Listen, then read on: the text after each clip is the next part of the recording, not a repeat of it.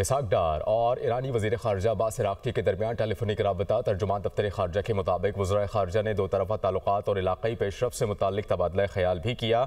इसके साथ साथ बाहमी दिलचस्पी के उमूर पर बातचीत की गई। रहनुमा तुर्कमेनिस्तान में होने वाले international forum of peace and trust में शिरकत के मुंतज़िर हैं।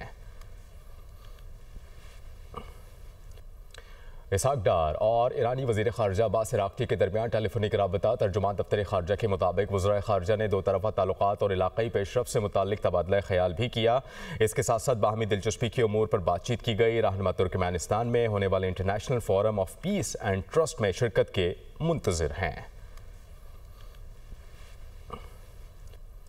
इसहाक डार और ईरानी वज़ीर ख़ारजा अब्बास अराग़ची के दरमियान टेलीफोनिक राबता। तर्जुमान दफ्तर ख़ारजा के मुताबिक वज़राए ख़ारजा ने दो तरफ़ा ताल्लुक़ात और इलाक़ाई पेशरफ़ से मुताल्लिक़ तबादला ख़याल भी किया। इसके साथ साथ बाहमी दिलचस्पी के उमूर पर बातचीत की गई। रहनुमा तुर्कमेनिस्तान में होने वाले international forum of peace and trust में शिरकत के मुंतज़िर हैं।